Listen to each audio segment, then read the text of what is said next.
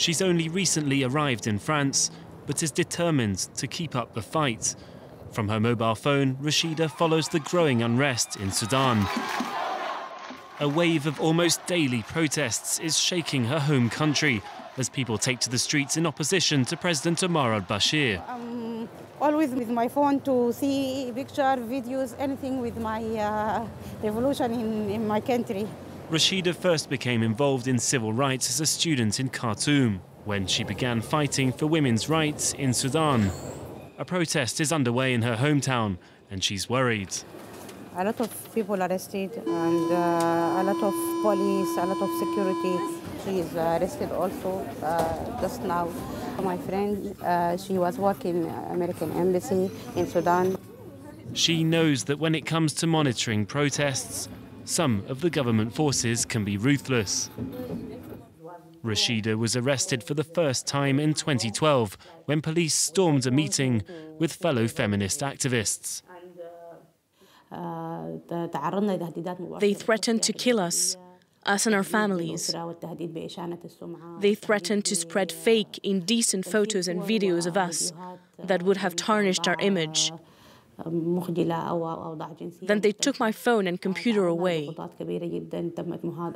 They beat us with so much hatred. I couldn't understand why this was happening. All this was the work of the National Intelligence and Security Service. I don't like to speak with this story. It's okay. Rashida was released from her latest prison sentence in 2018. She fled the country with the help of a friend who invited her to a conference in Paris. Once she'd arrived in France, Rashida applied for asylum and was granted political asylum in January this year. Mohamed Al-Ashbat is a journalist working in Paris. He's one of several spokesmen for the organisation that coordinates demonstrations in Sudan using social media.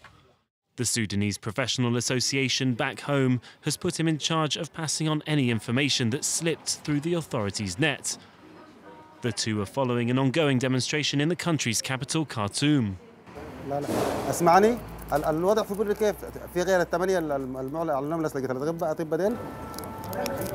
They receive a message from a doctor on Telegram, telling them he's tended to a protester who was hit by a bullet. And just minutes later, a friend sends them this video. Live bullets and tear gas. The protest has got out of hand. By the end of the evening, 2 people died according to official reports. Mohammed relays this information to foreign media outlets.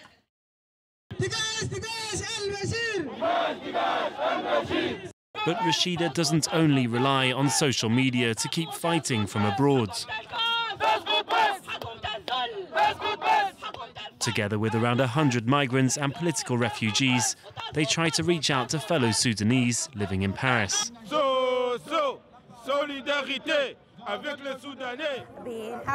We're trying to support the revolution by spreading the message abroad.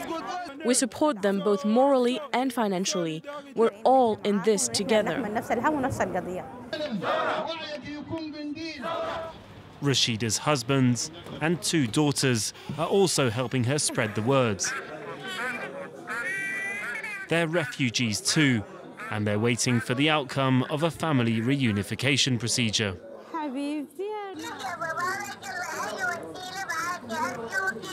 She can't tell us where her family is, but in a few weeks' time, the 4 of them will hopefully be back together again. Bye.